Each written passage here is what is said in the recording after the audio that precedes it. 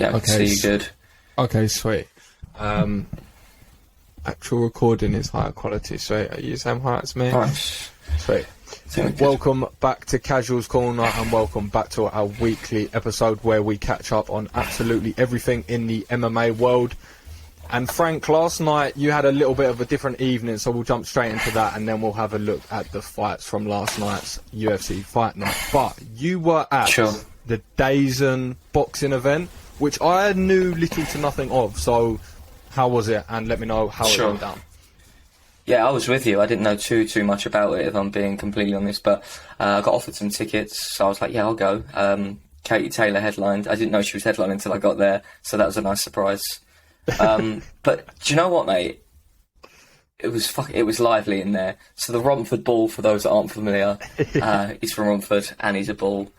The Essex crowd were out. It's nuts. It's actually nuts. The atmosphere in there. It was like, I don't want to say it was similar to like UFC London, but like it was lively. Like he was walking out, that place was buzzing.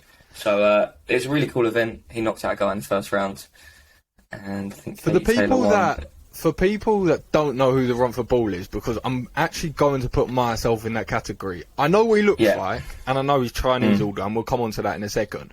But this is a genuine question from me to you. I know he's the dad of one of the boxers, but I need a little bit more context. Why is he so famous, and what sort of crowd does he bring with him? I want to know a bit more about it, to be honest. Okay. So they're from Essex, right? And the dad is kind of like internet famous. He blew up the internet when he ordered a Chinese on the phone, and it was like a 5-minute ranting order. Like, he's a big guy. He's Big John, and Johnny Fisher's Small John. The crowd, like, it's always a Big John. Why is there always a Big John? I actually know 3 Big Johns. yeah, John's just being big.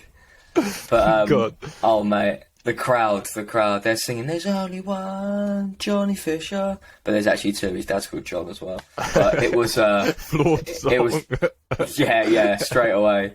I could see the Essex. They were in the house in full force, and it was quite something. His walkout was cool as well. So he makes money off of the ticket sales? Because I said to you just before we got on air, and this was a genuine question, I wanted to know what he'd done for a living, because that was a Chinese order, all jokes aside. Chinese gets pricey when you have a chow mein, some spring rolls and some duck pancakes. He honestly ordered about 50 items, so he must have a fair bit of wedge to be splashing on things like that just for dinner, surely. 100%. I don't know what Big John does for a living, but he was the ticket man. He was like, come to me for tickets, I've got tickets. So obviously, like, his son who boxes can't fight that often. So I'm not sure where he gets his money from, but I'm into it. What was the difference between the MMA crowd in London, for example, and a boxing event? What was the primary differences you felt just as a fan going into it? Because I've not actually been to a bigger, higher tier sort of boxing event, if that makes sense. That's actually a good question. I feel like boxing attracts a lot of people that are more casual, that have never trained. You know what I mean? MMA is kind of like, if you're into it, you've trained, or you understand it to a certain extent, whereas boxing, people are like, let's punch him in the face. Let's scream and shout and say the worst things possible. And don't get me wrong, you definitely get that at MMA as well, but it's just magnified at the boxing events, for sure, when the Romford Bull's in the house. So it was. It was Katie Taylor that was headlining. It makes me laugh, and I won't go into it too much. It makes me laugh the fact that you said I didn't even realise she was headlining until I got there. So that was nice, because you think, and I don't always want to do comparisons, but you think to a UFC event, you typically know who's headlining. It's very much stamped as their names in all the headlines and the content when you look around. So I think they do a good job of marketing that, for sure. So she won her fight? Yeah, she won a decision. Yeah, and this is it. Like, you don't know who's fighting, like what order the card's in. It's simple things. Like, we spoke about this before, right? Just like in person. Like, the UFC will always have just a nicely put together poster.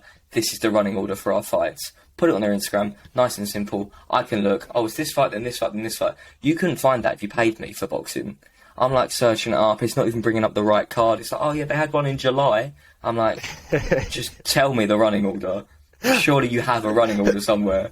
You've hit the nail on the head, because to me, to me, we're talking about a sport which is quite literally hundreds of years old. So they've had so much time to refine the user experience. And one of the most blaringly, painfully obvious things to do is tell me who is fighting, when they're fighting, and what order. But like you said, it is an impossible. You have to go on 5 different articles, and one of them is just telling you who's fighting. Then the next one will tell you what time they're fighting. Then it's written in paragraph form. Let me type in the card and bring it up at the top of Google search. That's all I want. Simple. It's that easy. But anyway, let's roll into the UFC fight card for this weekend, because I saw a lot of hate for it online, and I know obviously because you were out at the event you didn't catch much of it. You caught some of the main card, not the prelims. But from top to bottom, this wasn't, to some people, a ridiculously star-studded affair, but there were some very, very good matchups on this fight card, and there were some very exciting finishes and stoppages as well, especially on the prelims. So I saw a lot of people hating on it, but I think it turned out pretty well, to be fair, on the general perspective. But we'll start at the top.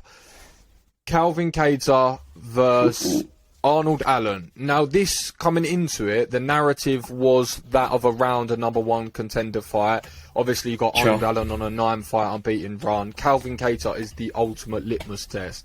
And I was really excited to see how this actually played out, because we know how good Arnold Allen is, but I wanted a statement win to say, look, I'm here and I want to fight for the title. What did you think of it? Obviously, it played out a little bit, unfortunately.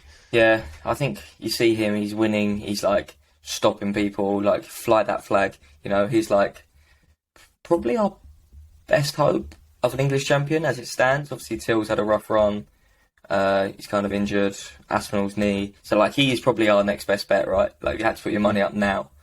So he's really exciting in terms of his style. I loved this matchup when it got made. I forgot about it for a little bit. Then I was watching 280 and it popped up. I was like, is that next weekend? I was like, that is a serious fight. Like, stylistically, for as long as it lasted, it was a really good fight. These guys are sharp. But I thought the same thing. I had it just in the back of my mind, because it was after a big pay-per-view. It's very easy to get caught up in other content, and then boom, you're like, oh. Just as it's on the doorstep, you think, oh, this is going to be a very good fight. And the closer it was getting to the fight, I was even hearing Bisping build it up beforehand. When I started really thinking about the X's and O's, I thought, this is a banger. This is one of the better fights you can make just in general at the moment. When you have a look at the styles of Calvin Kattar, we know what he can do with the hands. And now we started bolting in things into his game, like those elbows that we saw against Giga Chikadze. And then you have a look at Calvin Kattar, who's got. Then you have a look at Arnold Allen, who's got such a well-rounded game. And now we started adding that killer instinct that we saw in London. This was tasty. And the first round, I was very nervous, and you have to be with Calvin Kattar. But Arnold Allen did a really, really nice job of that. Really quick lateral movement, didn't settle, so Calvin Kattar could let his hands go. And he was just leading in with those sort of spearing backhands, those straight lefts, and they were just finding the mark. Yeah, about 5-6 times he clipped him, didn't he? Yeah, he's a tough fight, Arnold Allen, with the movement, him being southpaw, and the boxing. The boxing's sharp, and like, it's hard to say someone's boxing is going to be better than Kattar's unless they're named Max Holloway. But really good performance. I caught up on the highlights. Obviously, only went 1 round, which is not disappointing, but do you know what I mean? You kind of want a little bit more back and forth, so you've got to feel for Calvin a little bit. What did you think about the end of it? That was the frustrating bit, because like I said, you wanted Arnold Allen to come out and finally make a statement over someone at the top of the tree, right? Because he's done everything but do that, and we know he's capable of doing so. So it was such a painful way, obviously a little bit more painful for Calvin Kattar, but it was a very painful way as a British fan to see that play out, because he was doing so well. That was the other thing. He was doing so well, and he was getting really exciting, and then back. But regardless, it is a win. It is a 10-fight win streak, and he does have to be in that title picture, that number 1 contender next. You've got, and we'll bring it on to the next topic of conversation in terms of the featherweight. Go on. Like, do you think that they should have let him go out for round 2, knowing that his knee was fucked. He just took one leg kick. To be fair, what I will say is, number one, I think Herb Dean actually had a really good night. He made some really good stoppages. Nice. And he had a really good couple of interventions at the perfect time, and it wasn't even spoken about, and that's how you know he done a good job. Sure. Because no one even mentioned it, right? That's the thing with all referees, it's a bit of an unsung job. However, going back to your own question, he done a really good job of making it look absolutely fine. Because he shook it out a couple of times, he bent down on it, he jumped up and down, and just before the round, he was bouncing on it. And you could tell he was doing that as show, and also to sort of get a feel for himself. But he did play it off. He did play it off well, and they sent the doctor over, and he looked fine. So, in terms of, on their end, I think they've done everything they can. Yeah. And, like the commentary reminded me, and it is very true, we've seen people go out and do worse. We've seen Thiago Santos against John Johns. We've seen TJ Dillashaw against Corey Sandhagen. So, especially when you look at who it is in Calvin Kattar, you have to give it... tested. Yeah, he's earned that extra round, if that makes sense, right? No, good point. So, good point. Yeah, so just coming back to what we were saying, that sort of teases us up for the featherweight title. We've got Volk moving up, which we'll talk about in a second, but what would you like to see at the top? Because it's a little bit murky at the moment, and I want to see how you would play this out. I think he was saying, obviously, about Emmett for the interim title. I don't think you need to put an interim title on it. All right, it would be nice for him to get an interim title, just so he has it, so it's secured. But it is a number one contenders fight, essentially, and that is kind of what the interim belt does. I'm not against the interim belt, actually, now that I think about it. I do like that Emmett fight. I also really like the Ortega fight. It's just tough to put him into a title fight. Was his last fight Volk, or did he fight after that? Ortega fought Yair Rodriguez, and that's when that injury happened where he popped his shoulder out. So that is Yair Rodriguez's last win, and that's Brian Ortega's last loss. And then you've got Josh Emmett coming off of a very dubious win over Calvin Kattar, which most people, if not everyone I've seen, gave it to Calvin Kattar. Sure. So you have Yair Rodriguez and Josh Emmett at the moment. They're both really fun fights stylistically. I think Yair is probably a harder fight for him in terms of the style. I think he just does the striking just a little bit more arsenal, a few more tools. I think Emmett is not tailor-made for him, but a really, really good opponent for him. So, like, selfishly, as someone's from the UK, I go Emmett for the interim title because I want to see Arnold fly that flag. I think with the interim title as well, it's like what you said, and I've heard Volk talk about this. So, if the champion's championing it, then it sounds like a good idea, because the thing that happens when you make an interim battle for a scenario like this is it's not a champion, it's just number one contender. But what it does is adds a little bit more to another fight card when they do the interim belt, and then it adds a little bit more when they actually unify it against Volk when it comes back down, and it just makes it a bigger event for everyone. Like we said, the only difficulty is no one's really got a clear win then. You've got Josh Emmett, dubious win. You've got Yair Rodriguez, didn't get to go out to the second round with Ortega. You've got Arnold Allen, who just got that win over Calvin Kattar, who we couldn't get to see play out. So now you're sort of weighing things up, and go on. I'd say it's kind of the perfect time for Volk to go and move up, really. Just let it all sort itself out. Yeah, because there's no clarity. There's not one guy that you're like, he needs to be there. But that's what he's been saying this whole time, and that's what I respect about Volk, is we've seen how active he is and how much he wants to fight and how happy he is to fight literally anyone. But no one has gone out of their way and stamped their claim and said, I need to fight for the title. And you always hear him talking about this because that is something that he's always done. He's put himself in the picture and he's gone and made a performance which has said, I need to fight for the title. But no one's done that, and everyone is just sitting, waiting around and saying, oh, I'll fight when he gets back, sort of thing. Yeah, there's no one clear-cut, really. And no one's even talking about Holloway. All right, like, people probably don't want to see him versus Volk again, but, like, he's got to be, like, up there or thereabouts in the conversation, I think. You know, like, I look at his body of work. wouldn't be massively surprised if we saw Holloway go up to £155.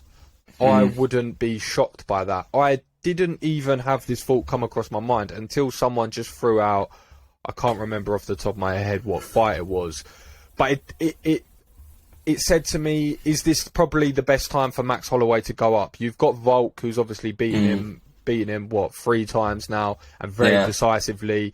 He's getting at, 30, so he's probably not going to want to cut too many more times to featherweight. He's made that cut a lot of times. Yeah.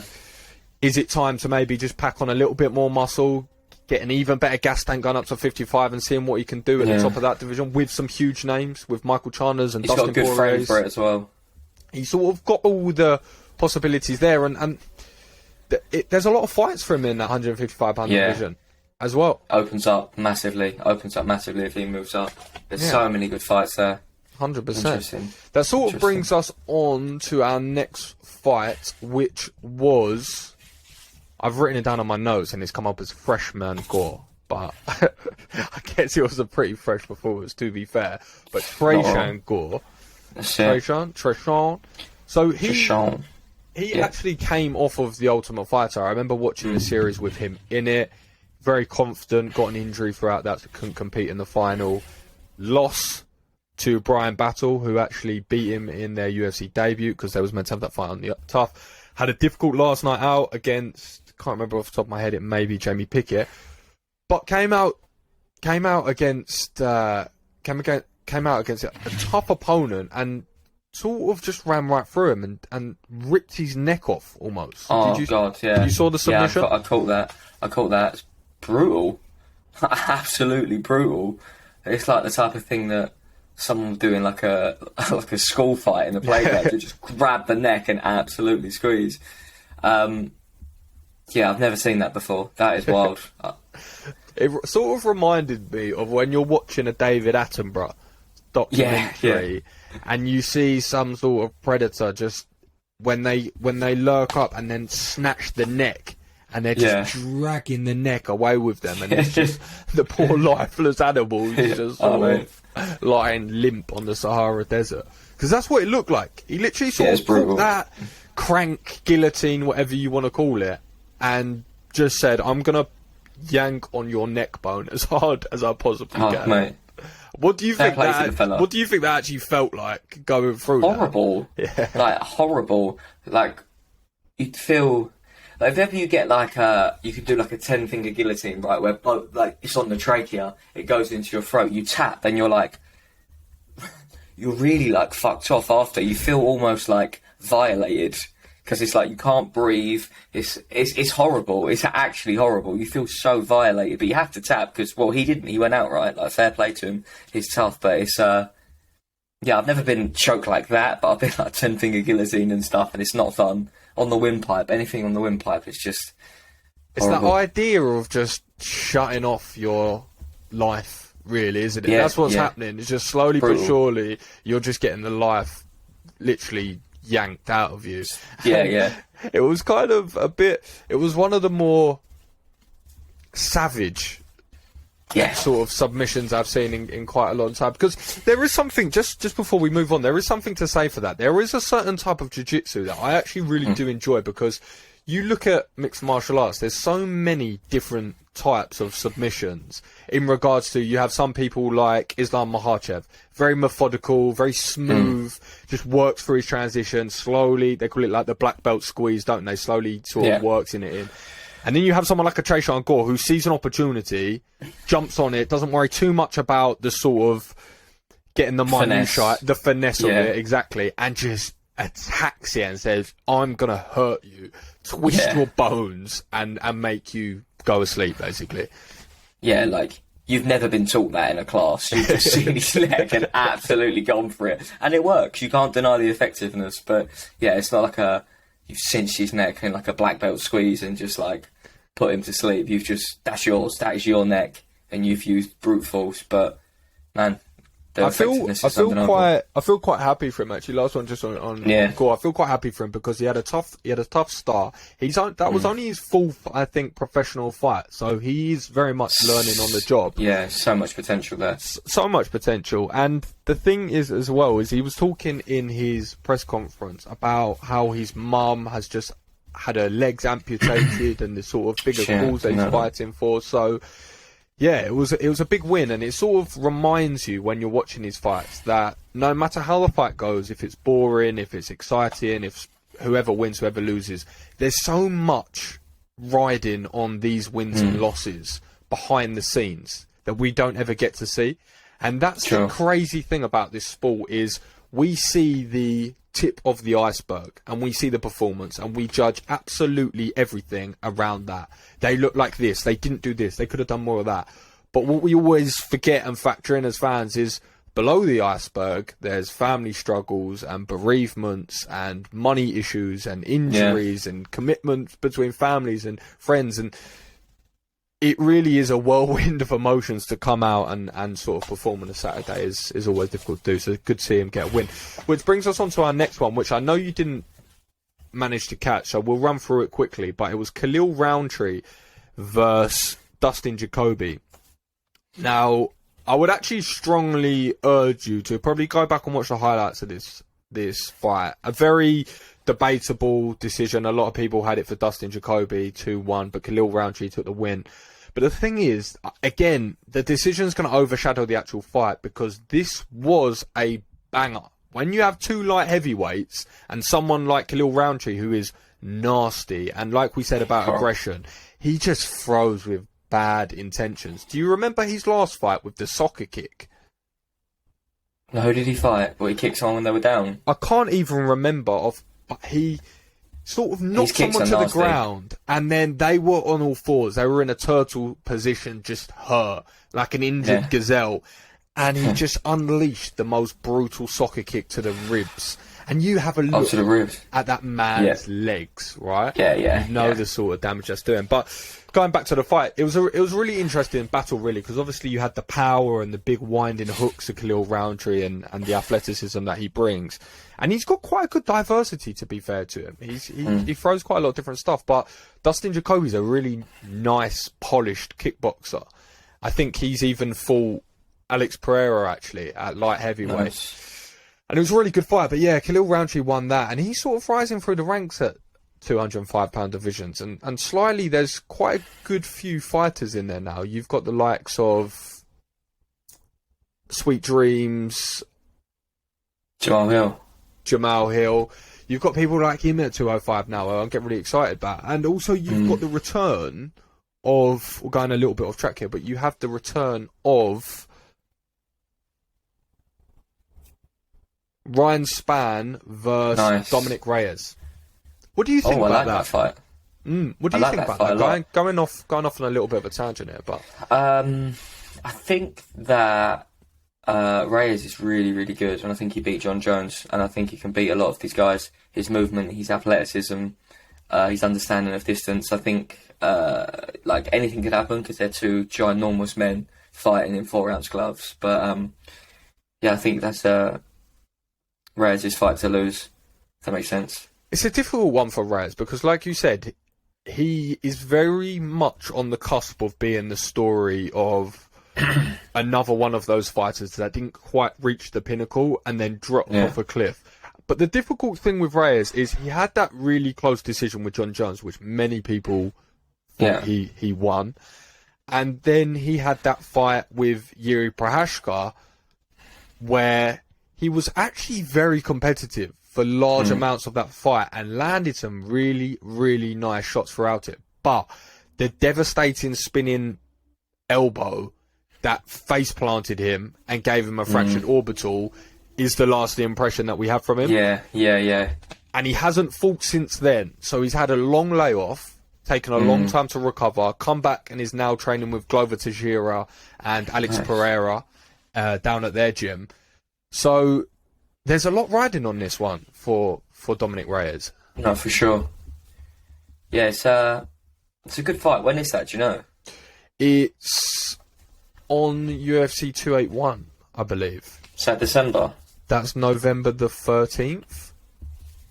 I don't know who's on that card. So it's only 2 weeks away. So on that card, you've got Alex Pereira, Izzy. You've got the MSG card. Is that in 2 weeks? That's in 2 weeks, yeah.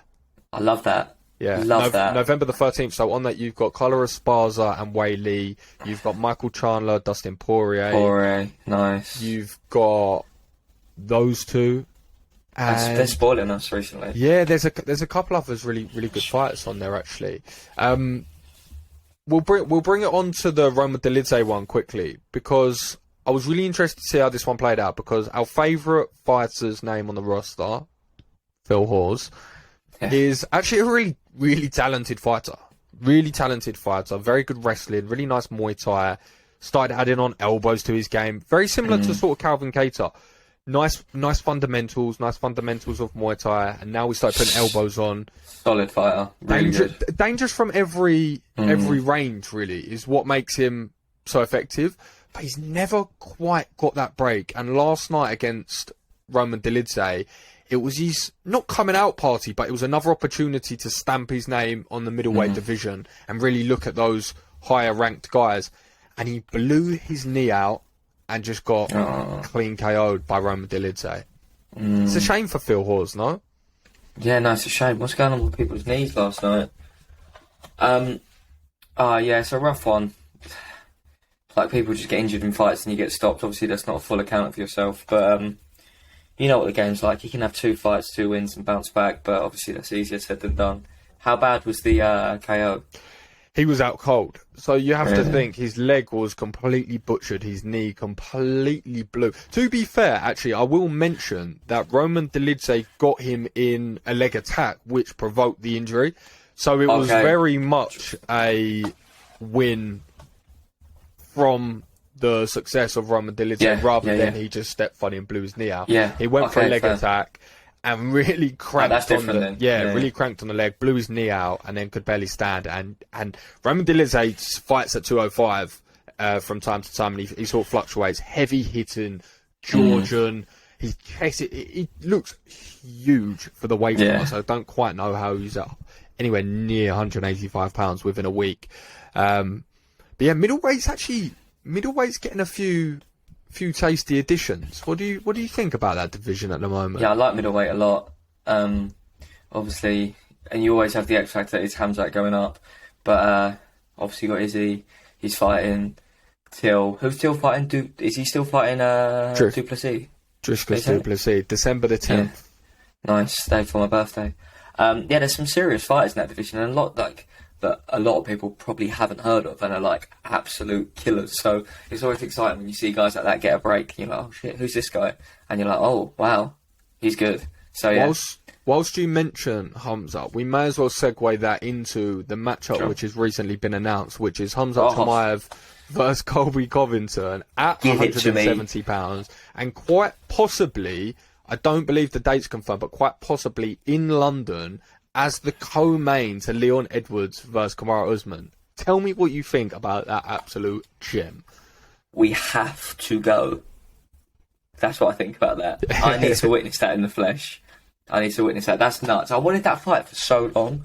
And like, obviously the fight will be good, but imagine they do a press conference in London and they're just chatting shit to each other. I'm there.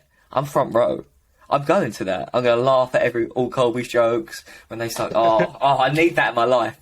You could go with a Colby Covington get up that you wore for Halloween once. My MAGA hat. The thing I love about this fight is we've spoke before, and if you put a gun to my head and said there is one fight that you can see in the UFC, make one happen that you want to see, and I would be hard pressed to think of any other fight other than Hamzat Chimaev versus Colby Covington, because to me that's the biggest fight you can actually make in the UFC at the moment. If you want to take out maybe John Jones and Stipe, sure, that's sort of in the works. We know it's going to happen, we're just not really too sure when. But this fight, I think this is the biggest one you can make. Yeah, I think this fight's bigger than that because the stylistic fight themselves, they're both wrestlers, which, if history tells you anything, they're going to strike a lot. They're probably not going to take each other down that much. They might try. I don't think they'll keep each other there. So they're going to fight and they're going to talk shit. So the inside and the outside antics are just going to be wild. And we might get to see it in the flesh. That will be a huge card. And what Dana White said recently, which I think is very much going to be the case, is obviously now we have Leon Edwards who's going to spearhead the attack. Dana White said he is going to stack out that March card in London. And Love when that. he said it, his eyes lit up to this level of, I am going to do something huge. And guess what? I very much believe that, because if you've 100%. got Hamza Chimaev and Colby as your co-main, number one, Leon Edwards is getting some serious pay-per-view points, so I'm buzzing about that. And second of all, we're going to have a super fight feel to London, which is very exciting, because we've had a couple of good fight nights, but we haven't had that oomph at the top of the tree. Yeah, we need that. We need that atmosphere. I need to experience that atmosphere in the flesh. Yeah, I saw the interview with him. You know, when he starts to get like wild and he's getting a bit red and his eyes are lighting up, I'm like, yeah, he means business. He knows what the UK fans get like. You bring Dana that fight loves there. London. Dana loves London. Yeah. He knows we'll blow the roof off that fucking place. Like, he knows we'll go wild. He'll probably. I think Paddy will probably fight in Vegas from now on. He's a bit of a big dog, and he's fighting in December. But he'll stack that up. He will stack that up. I think that they may try and turn him around for March. December to March isn't that bad. It's not that bad. I'm not too sure, just because we know how he typically goes about his weight fluctuations, and 3 months is cutting the line a little bit, because he won't be able to yo-yo quite as extremely. So that will be one to be confirmed. However, they're actually talking about doing it in Wales. I'm not as into that, but I will go. It's because of the roof. I get it. Yeah, he wants to do a stadium. Yeah, I suppose. How many more can you sit in a stadium, do you reckon, in Wales? In that stadium, it will definitely be 60,000 at least. That's a sellout as well. At least 60,000. It's actually, so it's, what's the stadium called? Because they renamed it. That it used to be called the Principality. The Principality is what it is. So that's where they hold the rugby, right? The Principality is 74,500. That's getting filled up. There's no two ways about it. 74,500 fans. Yeah, and we're going to be two of them. That's gonna be intense, because you think about what the O2 is. The O2 is just under 20, I believe. I believe it's around 18. So when you look at 75, you're talking. Yeah, that's wild. Well, I can't do maths that well. 5 times, 4 times, how big that is? Yeah. That's a ridiculous noise. And the thing is, as well, is, you know for a fact that will sell out, like you said, because even when trying to buy the tickets for the London card, they sell out in 10 seconds. So there is no doubt in my mind that if you're going to times that by 4, that is going to sell out just as easy.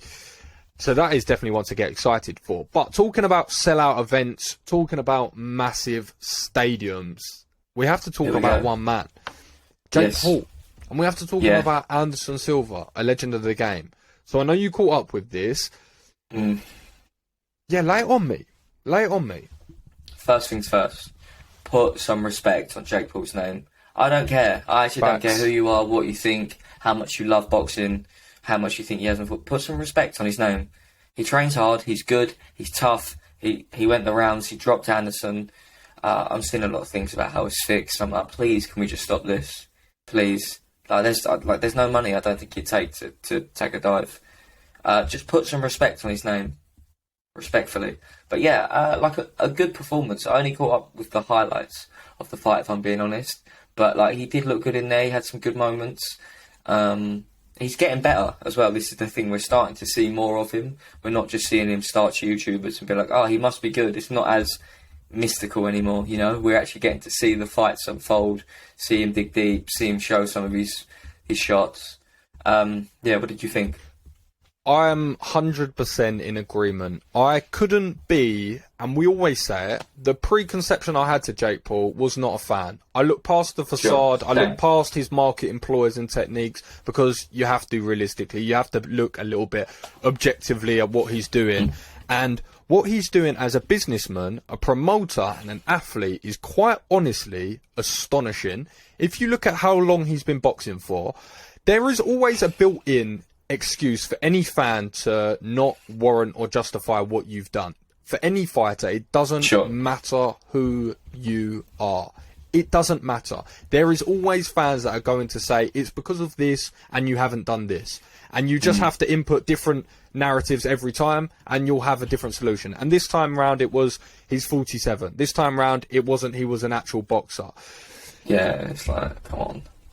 He is one of the best combat strikers we've ever seen. He is very legitimate. He has a very good win over Chavez Jr. recently. I know, yes, he is older, but what people are starting to forget is with Jake Paul, when you subtract everything that he speaks about and his sort of persona that he brings across, and you look at the cold hard stats, you have a look at the fact he is promoting these events. He is putting on massive boxing shows.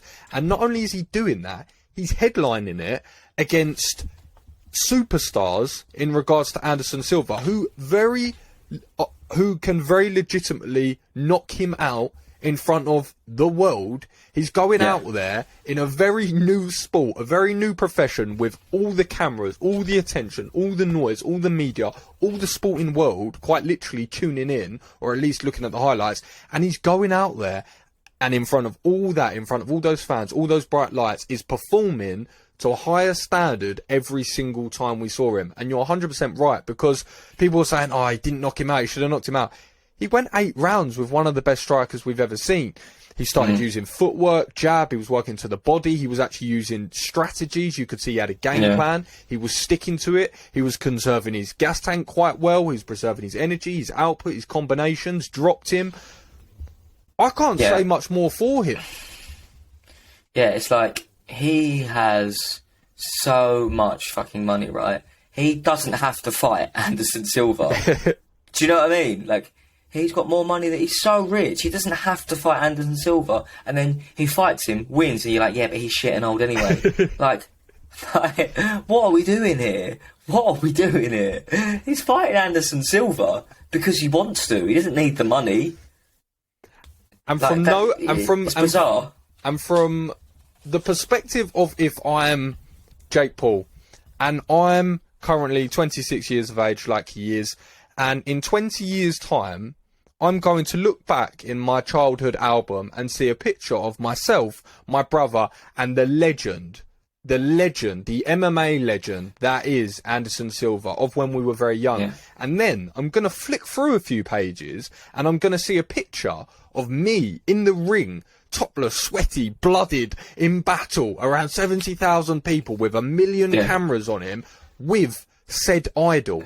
And I'm going to look back at that whilst I'm sitting there having a glass of whiskey, talking to my friends and saying, that was pretty cool, I did that, wasn't it? Yeah, that was some wild times. My brother's also fought Mayweather, and like, we were already rich when we did this. This is something we did for fun and because we wanted to. I was having this thought earlier, getting a bit deeper into the psyche of it. Like, it's probably like, he can buy anything he wants, do you know what I mean? And I know people like to say the fight's a fucking stage, you're an idiot if you think that. But like, that's the challenge, you know what I mean? He can get anything else materialistic, but you can't hide in that ring when Anderson Silva's in front of you. And he's trying to punch you in the face in front of the world, your friends and your family, you know? So it's like, I can't help but respect it, you know? And he plays into the problem child stuff, you know, he's a bit of an idiot sometimes, but he's trying to, like, legit make a difference. Like, he is changing the game. He's changing the game. 1,000% he is changing the game. So I think for people to hate on him is a bit naive and stupid, in my opinion. 100%, because no matter who you are, if you have any idea about boxing, if you have any pulse on the sport whatsoever at the moment, it is undeniable that he is bringing the sport more attention. Now, I don't care about the conversation past that point. It doesn't matter. This is what people are missing. It doesn't matter of the narrative past the point of he's bringing eyeballs to the sport. It doesn't matter after that, because all attention is good attention. And I'm not supporting the claims of it's a dying sport and it was disappearing or anything like that. I mean, there's probably numbers to suggest that. Sure. I'm not 100% right. But what I will say is he's bringing a brand new audience, and whether you like it or not, or whether you think it's the perfect audience or not, it doesn't matter. There's more eyeballs, there's more money going into the sport, there's more awareness for fighters. And I'm not being funny, we've said this before. If I'm a boxer and I can go on a Jake Paul undercard, I'm 100% doing that. I'm getting more 1000%. exposure, I'm getting more of a paycheck, and more people are going to know my name and probably buy my merch at the end of that fight. So, like you said, I think if you can't appreciate what he's doing, you're a hater. It's as simple as that. Yeah. And the one thing that I think he's done so smartly is he has actually improved his challenge every time he's fought someone different, but to a level where he has to level up himself. He has to develop. He has to get better. But it's still within his remit. You look at Ben Askren, a professional fighter. He started there. Okay, you need to fight someone that can actually punch. All right, here's Tyron Woodley, a little bit older, but a legitimate champion. He can seriously knock me out. Has to up his game. And now it's Anderson Silva. And now it's, okay, this man can literally embarrass me. That's what people are forgetting. It's not he could have beaten Jake Paul. He could have embarrassed Jake Paul. In front of millions and millions of people. And all the people that are sitting there, and it's very cliche, but it's very true, all the people sitting there making all these statements, it takes a lot of balls to, in front of that many people, go out and box another man, especially when he can make you look as stupid as Anderson Silva. Yeah, it's Anderson Silva. Like, I think Adesanya spoke about this a bit. Like, there was a moment where he's standing across from him, and he's like, oh shit, like, I'm actually fighting Anderson Silva. Like, that is him. It's nuts. They had, you know what he likes to do. He's quite smart in this sense. He always has, like, bets with his opponents. So I think one of them, I can't remember what it was. So one of them was, he said he'd fight Anderson in MMA, right? If Anderson beat him. Kickboxing, they said. Kickboxing, which would have been He quite said MMA interesting. to start with, but then they said, okay, officially we'll call it kickboxing. Cool. Then he said, if I beat you, we've got to come together to make a fighters union.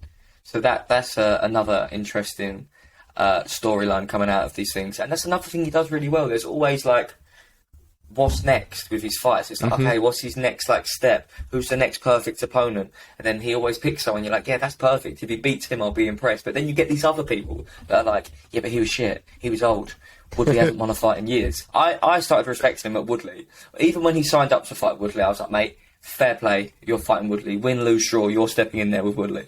And then he's just gone on and up from there. Fought Woodley twice as well. 100%. And the thing what made me laugh is when I saw him win and call him out, and it's like what you said, it's the fact that he does such a good job promoting the fight. That's a different job. That's a whole separate job. That's your Dana White's. That's your Eddie Hearns. But he's doing the promoting side of things, which he does almost better than anyone. To be honest, if we're just talking pure, cold, hard analytica, he's probably one of the best in regards of the metrics.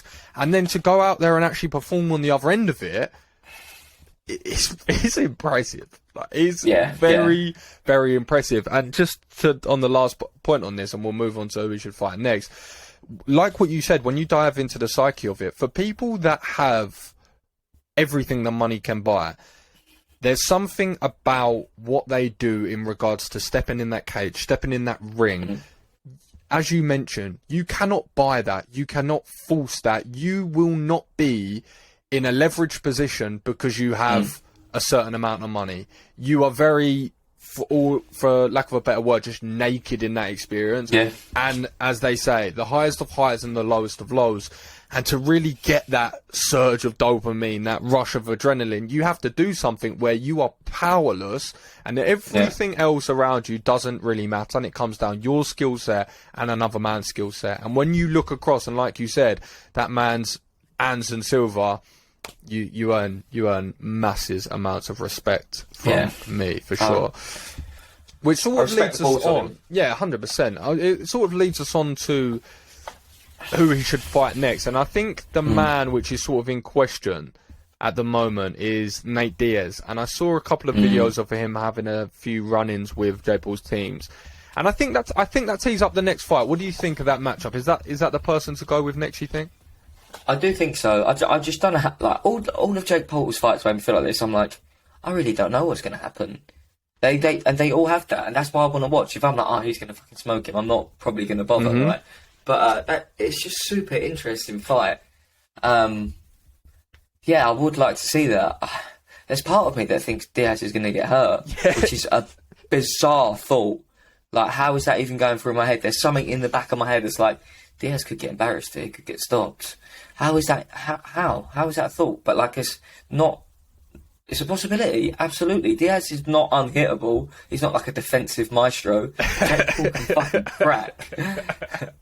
It's got to that point, right, where we're at a point now where we're looking at a matchup like Nate Diaz and Jake Paul, and exactly like what you said, we're just having a look at what we know. We have a look at Nate Diaz and what we know of him. We're not looking at this as a fight. We're looking at, what do we know of Nate Diaz? Well, he's very durable. He's got great cardio. His defense is lacking, but his output and his pressure is his attributes, right? We know he can get hit. We've seen him get touched many, many times. What do we know of Jake Paul? He hits pretty hard. Yeah. Yeah. He hits pretty hard. Just go ask Tyron Woodley. Just go ask Ben Askren. Go ask Anderson Silva, who got cracked a few times. So now you're looking at that fight. And like you said, he does it very well because we're saying, okay, Nate Diaz got good job. Actually, and we're weighing it up, and we're already getting intrigued at that matchup. Because, what do you think about this? A lot of people say go fight a real boxer, but to keep the train rolling, to keep the entertainment going, I don't think that's the right move. Yeah, I think once you like fight a real boxer, you don't take a step back necessarily and fight another MMA guy. I think you keep building. You keep moving forward, but don't go like 2 steps forward in a sense and then come back to a guy that people would deem as not a boxer. Do you know what I mean? So he's doing very well at doing gradual steps towards maybe getting the respect of some people. I respect him. There's something that Chael Sonnen always says, which makes me laugh, and it definitely is what I would be like as a fighter. He said, as a fighter, you want one fight, and that is the easiest matchup for the biggest paycheck. Yeah, I love Chael. and there are a lot of fighters out there who say, I want to fight the best. I don't care, the best of the best. I want to fight the best person at their best. Me personally, I want to fight the worst person for the most money. That's just a fact. And I think I want him at like 10%. Yeah, and I want him coming I want him having issues at home. His family hates him. Like, he's not been able to get in the gym that much. That's exactly what I want. I want a wounded gazelle. I want to piece together ACL that's just tore previously in the last week, but the man has to struggle on. Don't make no two ways about that. Which goes back to my point of what he does well, because he gets the easiest fight for the biggest paycheck. Now, Anderson Silva is not an easy fight, but he is an easier fight than a 24-year-old professional boxer who's 4-0, who's no one's going to know, he's going to have no name recognition, and it's going to do nothing for your career if you were to beat him. And if you're to lose, it's, told ya. So it's sort of a lose-lose, really. So you have to go with someone like an Anderson Silva. So I think Nate Diaz tees up pretty well, which sort of brings us into my next one. I don't know if you saw this, but I just want to hear your thoughts on it. GSP finally got released, or came to the end of his contractual agreement with the UFC, so he is now actually a free agent. Do you think that changes anything? Do you think we could see him in any sort of promotions? Not necessarily MMA, but... No, I don't think so. I think for GSP, his whole thing is he wants to be like the GOAT, right? And he's won 2 belts in 2 different divisions. Like, if he were to take a fight outside of somewhere and lose, he knows what that does. He can't be the GOAT because he lost a Kyrgyzstan fight to fucking Johnny No Name. Do you know what I mean? Do you think we could see him in those Fury grappling things at all? What, pure jiu-jitsu? Yeah. Potentially. I don't know. Like, from what I've watched of GSP, he strikes me as a guy that doesn't enjoy competing. He just did it because he was really good at it and he wanted to be the best at it. But he isn't someone like, oh my god, I need to fight, I'm getting itchy knuckles. He always talks about how scared he was. He'd be in fight camps thinking, why the fuck am I doing this? But he done it anyway. and he was pretty fucking good at it. So I don't know. I think he'll stay retired, just go down as an absolute ledge, and move into coaching. I mean, if you have that opportunity, it's pretty seamless. And also, he's been on the receiving end of some scrutiny in regards to having very suspect stories about sounding like concussion related, about when he's in his car and he's waking up and he's with a bunch of aliens or something. Been attacked by aliens. Yeah. So yeah, he's a wild man. And that is, we've spoken about it before, but that's a very real thought that you have to have as well. Is when you look back at your career, you're of a certain age, you've done a certain amount of fights. It's now a point of risk versus reward. Yeah. And it's, do I want to put myself in any more inherent danger of doing some serious damage to myself, right? Because there's some real repercussions to every fight that these people go in there with. Yeah, I think for GSP that's something that would definitely cross his mind. Your likes of Nate Diaz, I don't think you think that's a passing thought. No. So like, it's just different for different folks, you know. Some people, it's just different mentalities. He feels a bit too far gone now, Nate Diaz, with the fighting career. It doesn't seem. In regards to not his skills necessarily, but in regards to when you have a look at his older videos and his newer videos, it is quite sad to see because you can. Yeah. It's very evident, and it's quite uncomfortable sometimes when you look back at that. And it's not a very nice conversation to have. But when you actually look back at old Nate Diaz interviews and you have a look at him now, the speech.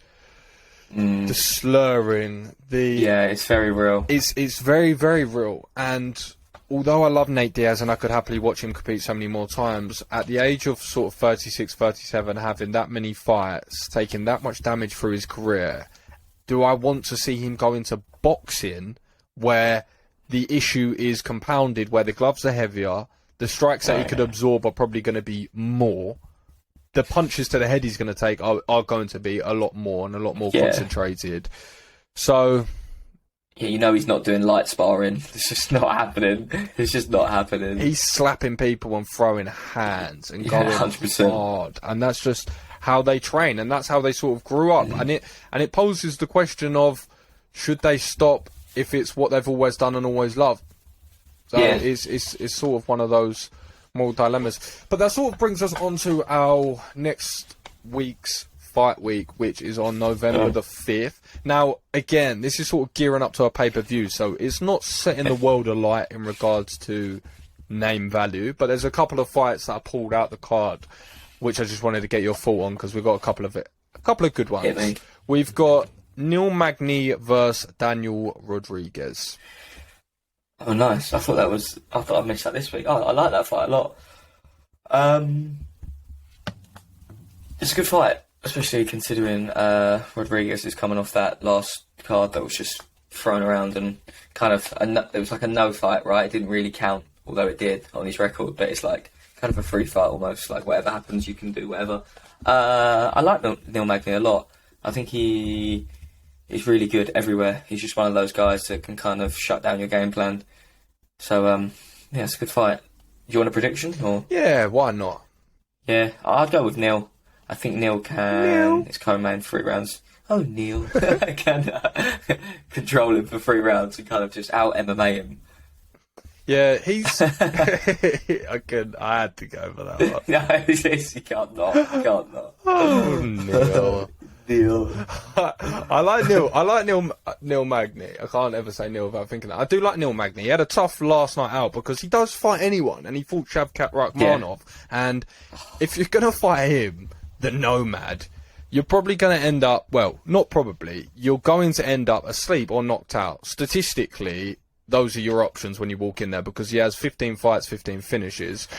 Or 11 fights, 11 finishes, can't remember off the top of my head. No, 15. 15 fights, 15 finishes, so he's an absolute savage. And then you've got Daniel Rodriguez, who, he just looked very tentative against the Leech in his last night out. It looked like the Leech cracked him hard, and he thought, I don't want that. And he said when he was walking out to the cameras that were doing the post-UFC show, he said, he cracked me a few times, and he sort of came to consciousness. So, I don't think he's going to have quite the same problem against Neil Magny. I can see a world where he stops any takedowns, stops any any wrestling positions, keeps it on the feet, and just sort of outpoints him, really. Just boxes him up a little bit for 3 rounds. D-Rod? Yeah, D-Rod. Just keeps him at range. He's got quite a nice sort of power back leg. He's very long. He has really long boxing combinations, you know. He stays very long as well. He's got a nice jab that's just no fat on it, very to the point. And he's just got good boxing fundamentals. And we spoke about him before on the last card. He has that street style where his punches come from a slightly unorthodox position, and he puts combinations together quite well. So yeah, I'm gonna go a D-Rod. D-Rod decision on this one, which is our next one, which is, again, it's not star-studded, but one I'm quite interested in. Grant Dawson versus Mark Madsen. Mark Madsen's a wrestler, right? He's the Greco-Roman wrestling silver Olympic medalist. Boom.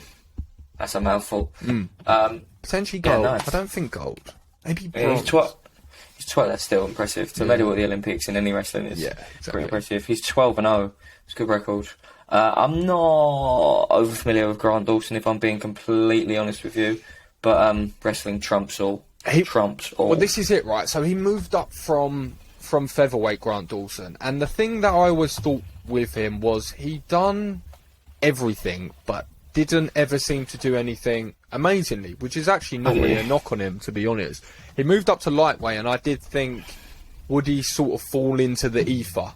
Would he just get caught up in the division and just sort of float around as winning a couple here, winning a couple there? So he had a good last performance. But the thing is with Grant Dawson, he is a smothering grappler. In terms of just strict MMA grappling, like transitions well, scrambles really nicely.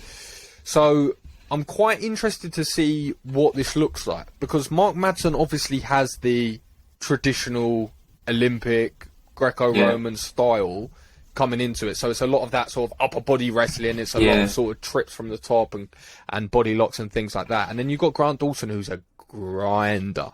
He's just, he wants to get you on the mat. He wants to punch and elbow you and just drag you around the canvas and really just wear on you. And Mark Madsen's, he's no spring chicken.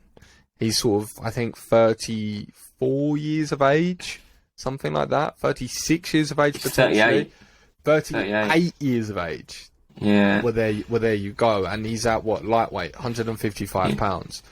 So this is the question: is the new blood coming up? Do you want to put a prediction on this one?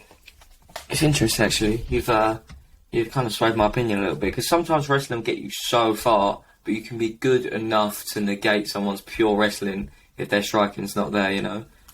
Especially if Dawson's a grappler. But then Madsen's 12-0, 18-1. It's a good record as well, 18-1-1. I'm gonna go with Madsen just because he's undefeated, but I wouldn't be shocked either way. Yeah, I'm gonna go a slightly different one, and I'm gonna say submission Grant Dawson. I think he's just gonna out hustle Mark Madsen a little bit. I think he's just going to be slightly quicker to the next position in regards to MMA grappling. And he's got quite bad intentions when he's down there.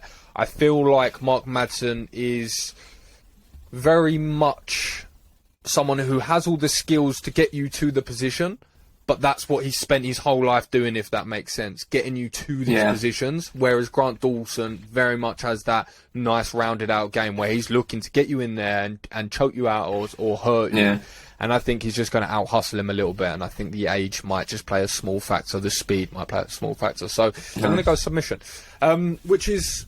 There's two I want to mention. So one that... I know it. Go on. Who do you think I'm going to say? Well, actually, I know who you think I'm going to say. But we'll leave that one to last. Say no. This one we're going to... I'm just going to mention because I always like to bring up one which I think has a lot of potential, one that just maybe might go under the radar, but someone to keep your eye on. And that is Jailton Almeida. And every time this guy fights, I say, keep an eye on this man. Because Jailton Almeida can absolutely do it all. And he really is someone to keep an eye on, if ever I have said it before. He can knock you out and he can submit you. And most impressively about him, he can wrestle. He can wrestle and he can scramble at 260 pounds, which is a terrifying prospect, and he fluctuates between 205 and 265. So I'm interested to see if he sort of keeps a home. So yeah, he's fighting. His fight's at a catchweight. What are they fighting at? It just says catchweight. So I imagine maybe 220. I think they may do, which I believe he's actually even done before. And Jailton Almeida was actually meant to be on the pay-per-view. So I imagine that his opponents fell out. They've done it at catchweight, and they've brought in Maxim Grisham. So have you got a read on this one? Yeah. What stats? No, just in regards to prediction. Yeah. Well, quickly, that Maxim Grisham, his record's 32, 9 and 2. Yeah. So that's mad experience. He's 38, but they're fighting at a heavier weight.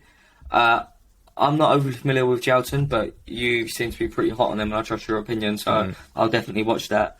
I'll keep my eye out for him. He looks pretty athletic, pretty explosive, pretty fun. I think this fight is going to play out exactly like this, and I couldn't be more confident in how I predict this.